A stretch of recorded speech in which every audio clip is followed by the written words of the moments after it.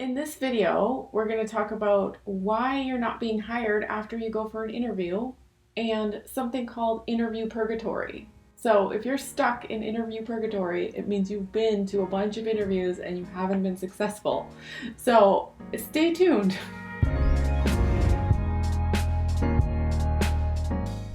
A lot of my clients come to me because they have been to a lot of interviews. Okay, they've applied for hundreds of positions and potentially been on up to 30 interviews and still haven't gotten the job, and they can't figure out for the life of them what is going on. They're qualified, they're smart, they're intelligent, they have a good personality, they're easy to work with, but what is going on? So why aren't they able to seal the deal? When you get into this kind of state, you kind of start to feel like this is going to last forever, right? And you start to feel a lot of negative emotion and you start to feel very frustrated. And so the first thing that I want to talk about is that when you're feeling that, you don't want to go in another interview because you just feel like failure is who you are, and it's just compounding on top of more and more and more failure. The degree at which you think it's permanent is the degree of which you feel the anxiety and the fear that it's going to last forever. So if you're in this position right now and you've been on a bunch of interviews and haven't passed them, there is a clear reason for it. And you need to take some different actions than what you've been taking in order to figure out that reason and be able to move forward. And don't worry, I will explain. Second thing, you think something has gone wrong.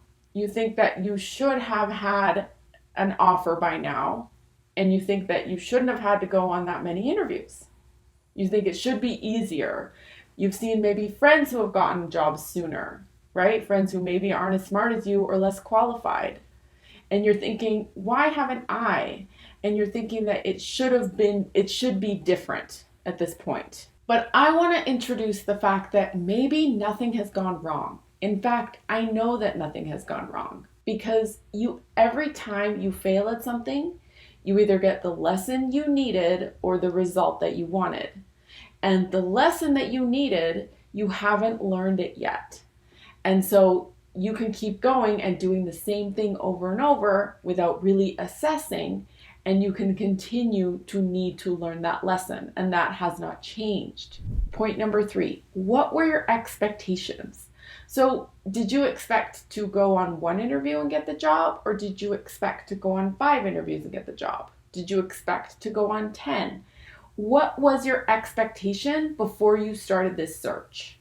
And then you need to adjust it because obviously your expectation was too low. It's like when you're running a race, or if you've done some sort of exercise class or anything where they say, okay, we're going to be done in 5 minutes or 5 seconds, right? And then they say, I lied. It's actually going to be 10 more seconds or 30 more seconds. Or you're running a race and you think it's going to be 5 miles, and then it turns out it's over 5 miles. Turns out it's 10 miles. Just as an example, right? Are you going to quit at that point, or are you going to keep running? Are you going to adjust your mindset to be like, okay, like the quicker you can adjust your mindset to be like, okay, it's going to be more than I thought, then the quicker you're going to understand that you either have a choice to keep going or quit or stop.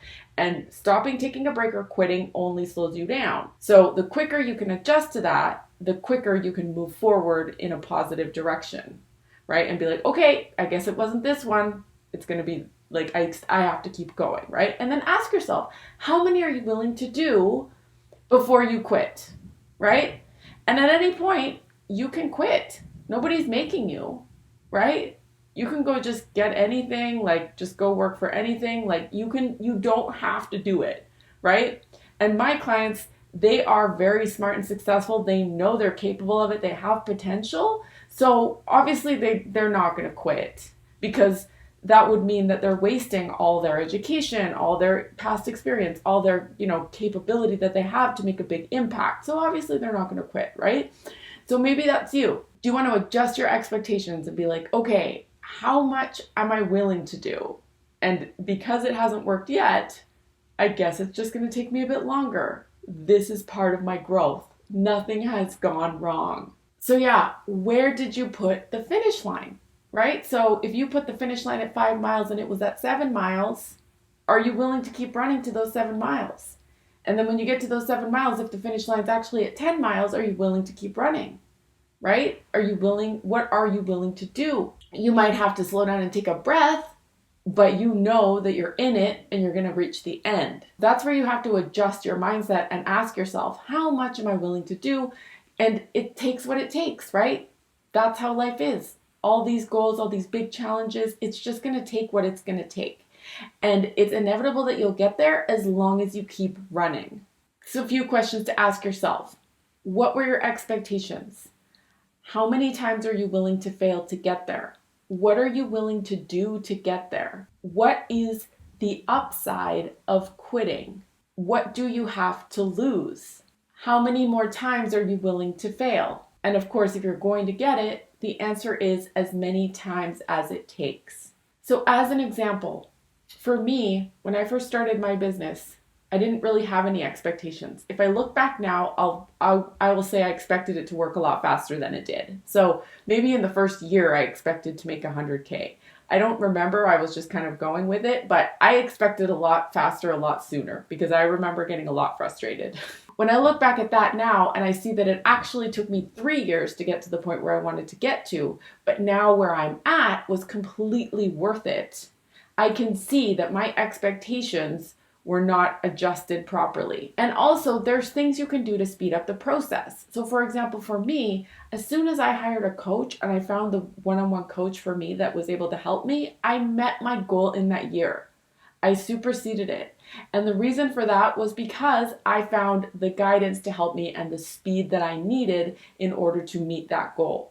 So it did take me 3 years though. It took me 3 years to find that person and to understand what I needed to do and to really wrap my brain around what it took to get a successful business going. But it was possible because I stayed in it. So if I had quit after the first year, I would have never made it to this point. How long is it going to take you, and how much are you willing to do? What are you willing to invest to make that happen for yourself faster? So that was the answer for me. Whatever the answer is for you, you need to keep looking for it.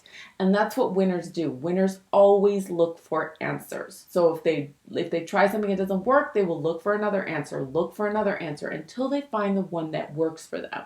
So if you have been trying and trying and trying, there is a clear reason why you're not getting the result.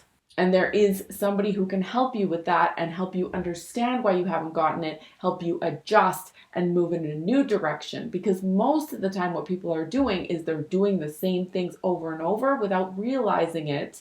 They have the same mindset every time they go in, and sometimes it compounds and it gets, when, like I was saying before, you think failure is who you are, you're not going to find the solutions from that place because you're just thinking it's not going to work. It's not going to work because you've trained your brain to believe it's not going to work.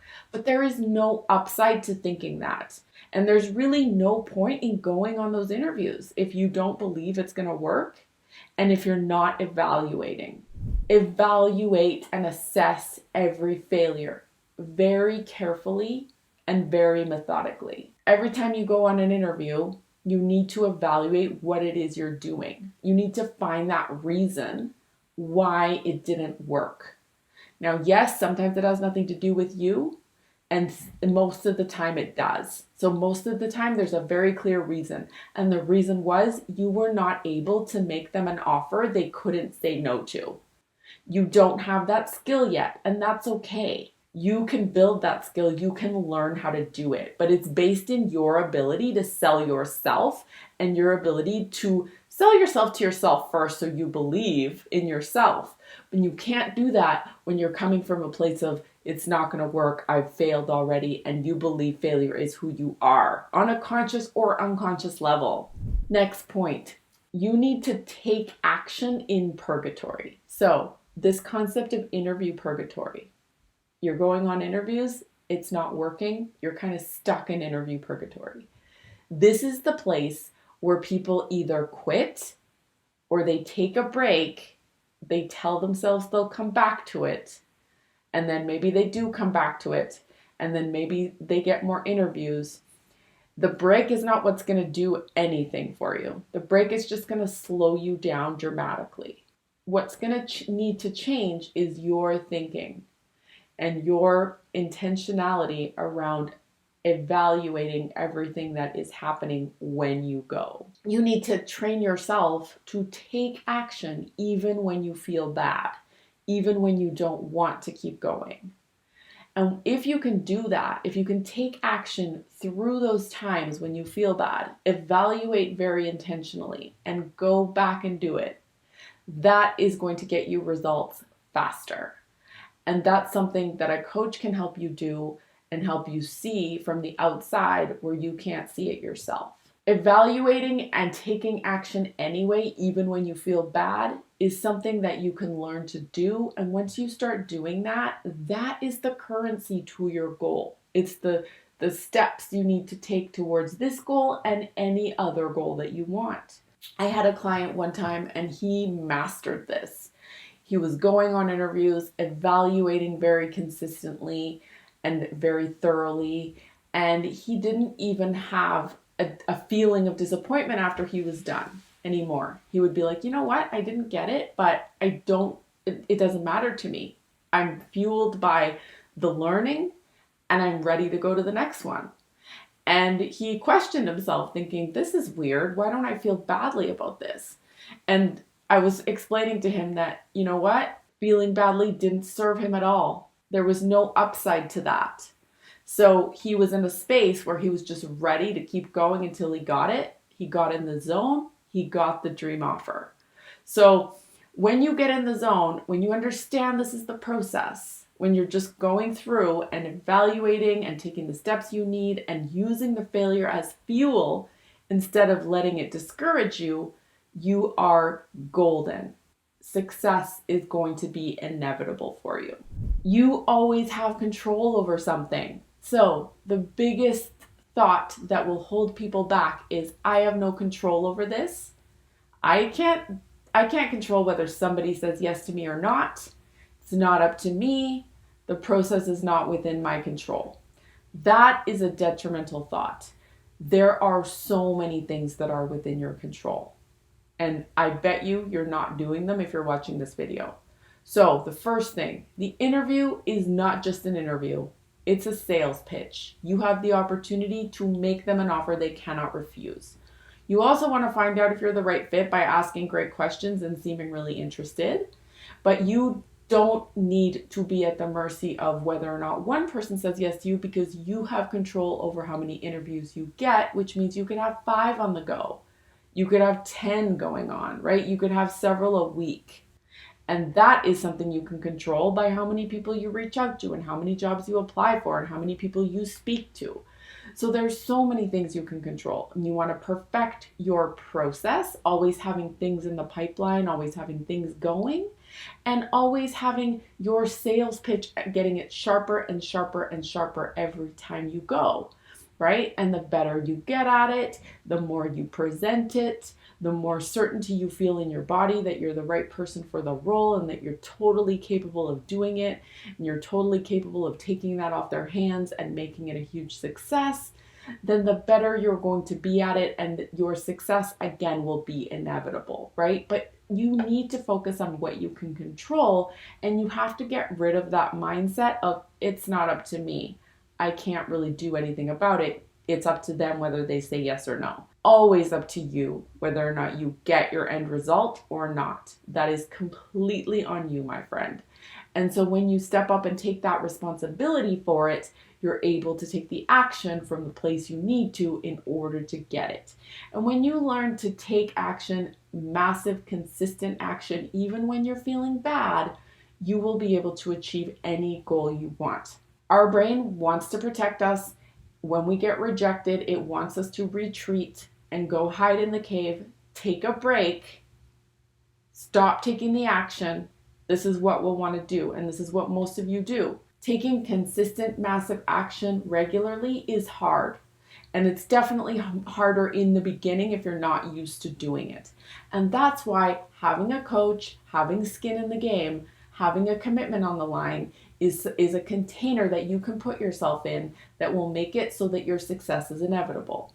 So That is the formula for getting the job you want and for getting out of interview purgatory. So if you are in that space right now, there is a way out, and it is through, and I can help you with that. If you like this video, please click the link below and check out the Get a Better Job in 30 Days training, where I'll teach you everything you need to know to create your own opportunity so you'll never have to wonder where your next interview is going to come from.